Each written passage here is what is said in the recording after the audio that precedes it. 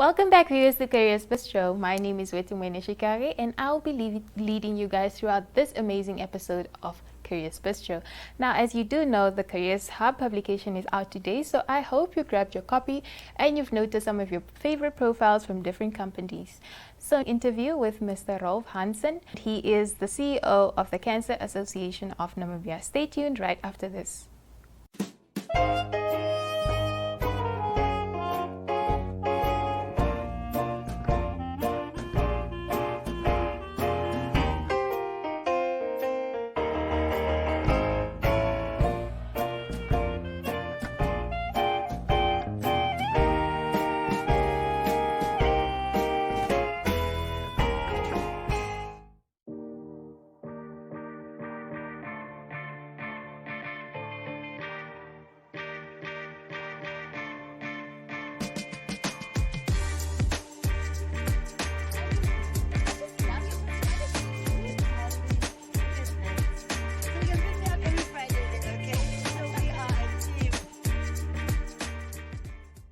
And welcome back, viewers. So joining us today on the grey couch is the wonderful Mr. Rolf Hansen, who is the CEO of the Cancer Association of Namibia.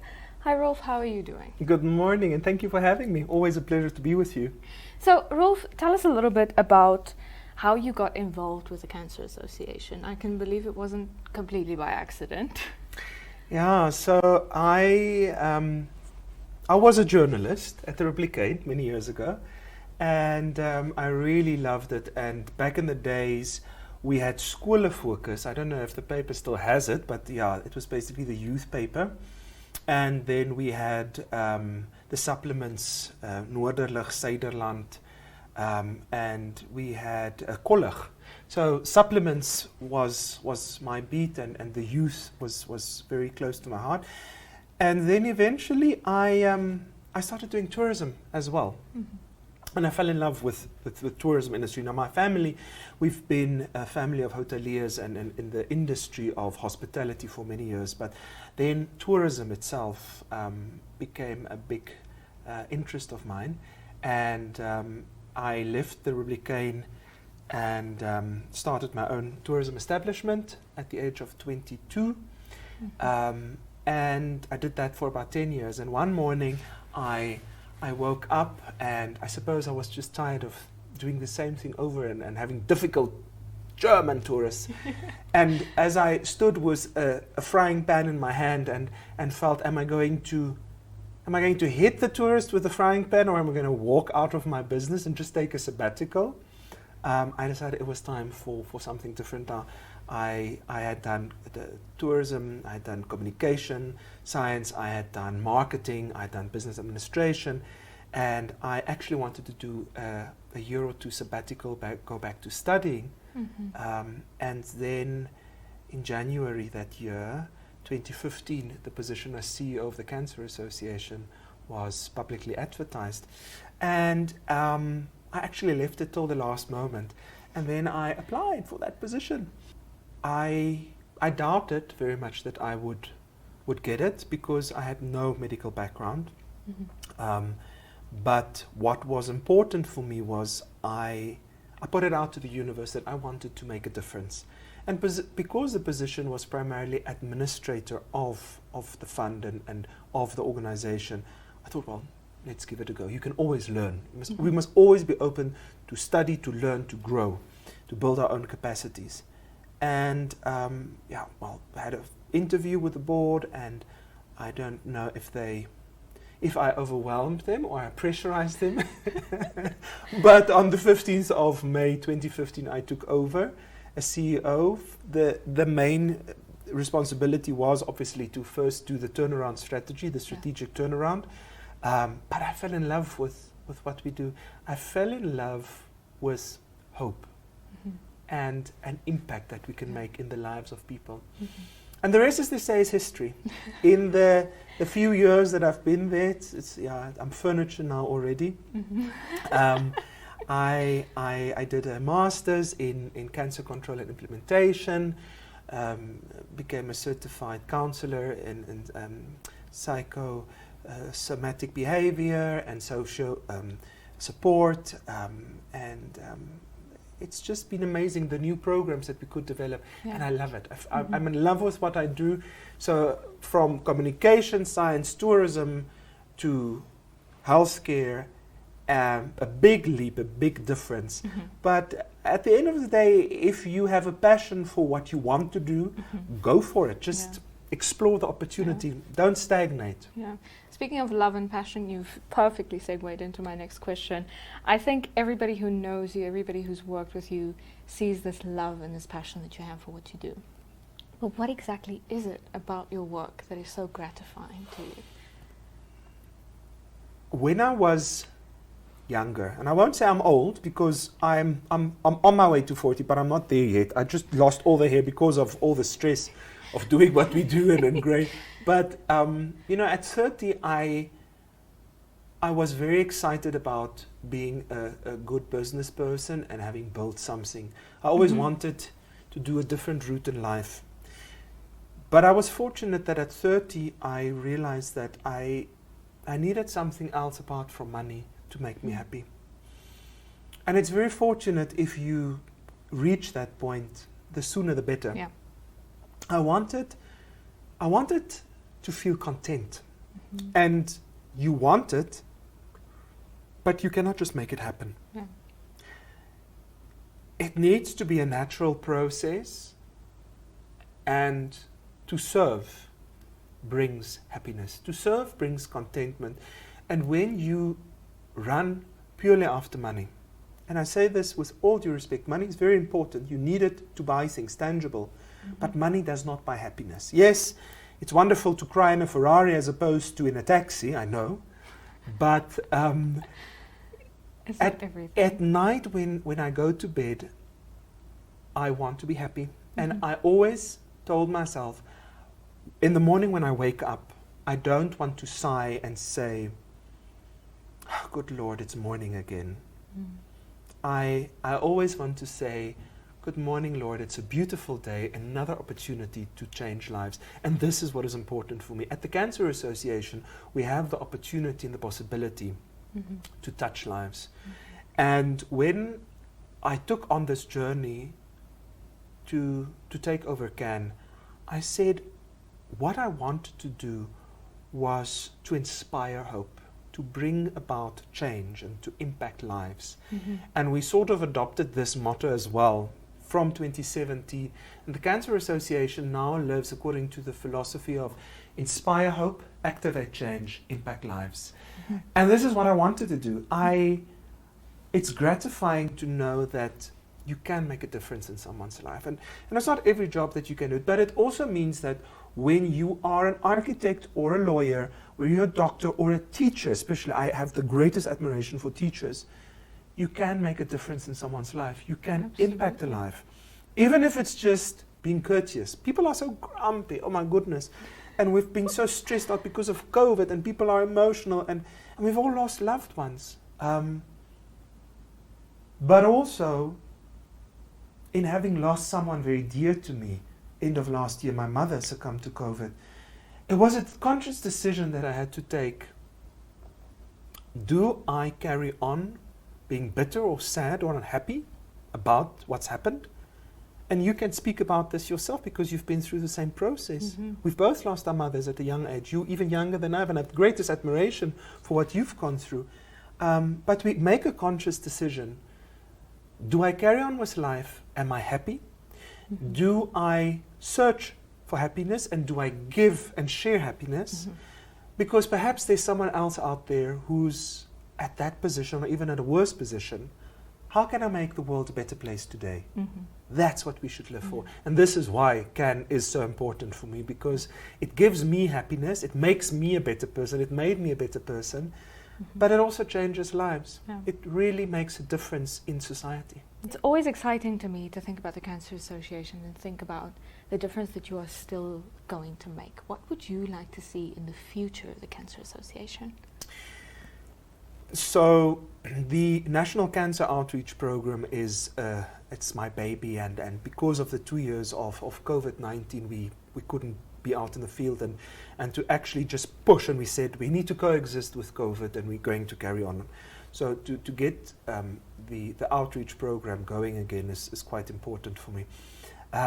The future for me right now is to set up and develop stronger palliative care, because palliation is a big problem. It's a challenge in Namibia. We haven't got the resources, we haven't got the support structures and systems. We haven't got a palliative care home or society.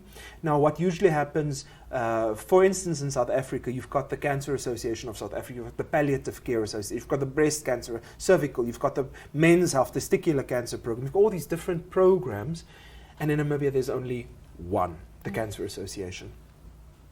And what is quite important for us now is to realize that we have to establish stronger programs whereby we can help more people. And this is the aim for us. Palliation. This is the future. This is the next program that we need to do.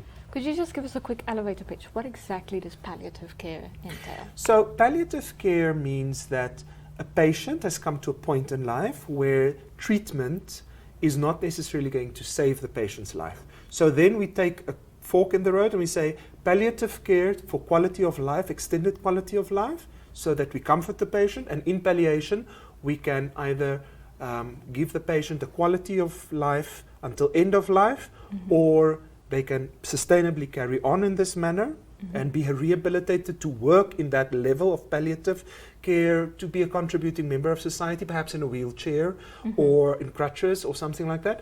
Or you have end of life. And end of life palliation is usually what people refer to as trying to create a quality, responsible and respected, loving environment, so that the patient does not die in pain and in abbreviated circumstances. So that's palliative care, and that is what we're going to be focused on in the next 2 to 3 years. Wonderful. So Rolf, we unfortunately have to wrap up quickly, but just lastly, we recently spoke about the wonderful support that you have been receiving from the public and Namibians in the pandemic. But, I mean, tell us a little bit about specifically that support. I know you've had to revert back to older fundraising forms. How's that been for you guys? Yeah, I really want to extend my appreciation to all of Namibia. Yes, in the good times we had the commercial and the big fundraising models, and recently, because of COVID, we had to revert back to those in the old 1980s and 90s, pancake sales and smaller things, cupcakes and everything. And we're continuing with it because it's a great team building exercise, and it creates rapport and camaraderie within the team. But the public has supported us immensely. And we're going to continue with these smaller, because it keeps us humble. Humble pie is always good for me. Remain humble, stay with your feet grounded, but we're also going to start with the mainline big productions again. But in all of this, honestly, the Namibian community have supported us immensely. And so from all of us at the Cancer Association, thank you to all of you, Namibia, for supporting us. Please, when the Apple project commences again in the winter, please support. When you hear that we're selling pancakes, please do support. Cupcakes as well. But also our beautiful, glamorous events. Do come out and support. Everyone can make a contribution, and everyone, I think, has, as a responsible Namibian, has a responsibility and a duty to pay it forward, to help someone in need. And please do contact the Cancer Association if you have any questions. There are many people out there who still ask, where does the money go? I want to be helped. I cannot be helped. I'm not helped in the way I want to be helped. Please do. We've got an open door policy. Come and visit with us, and let's talk about how we can take hands to make a difference in the fight on cancer in our country. Wonderful. Thank you so much for joining us today. A pleasure. That was Rolf Hansen, the CEO of the Cancer Association. You've heard it here first. If there's a pancake sale, I'll never say no to a pancake. I'll never say no to a cupcake. And please, when it's the Cancer Association, don't say no. We'll see you later.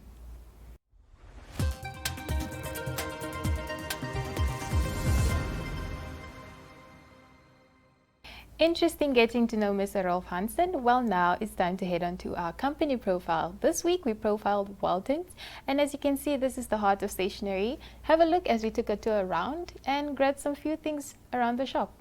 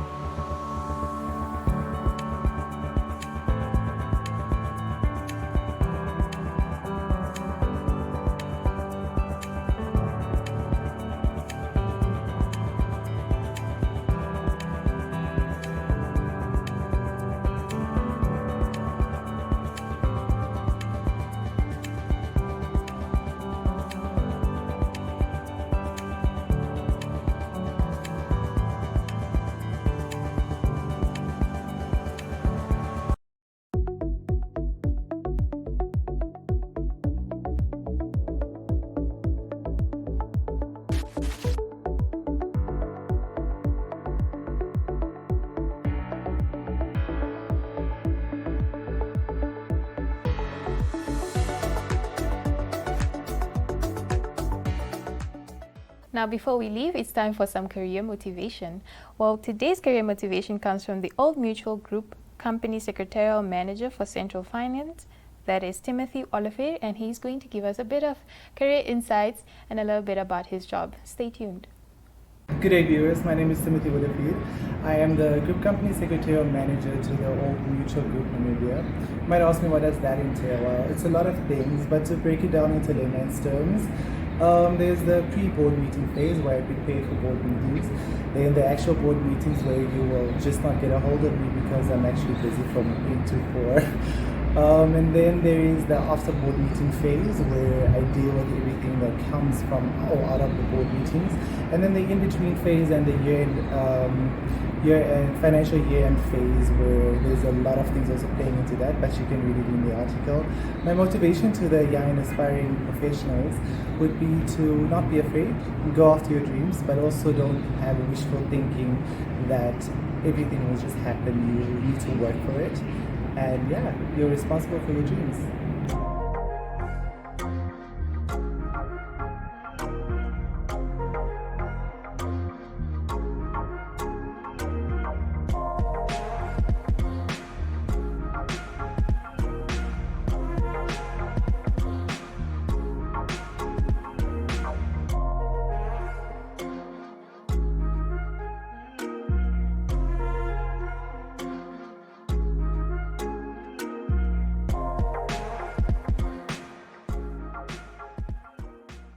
We've come to the end of today's episode. I hope you enjoyed all the amazing profiles that we profiled in today's Careers Hub, as well as supplemented with the show Careers Bistro. We hope to see you guys again next week, same time, same place.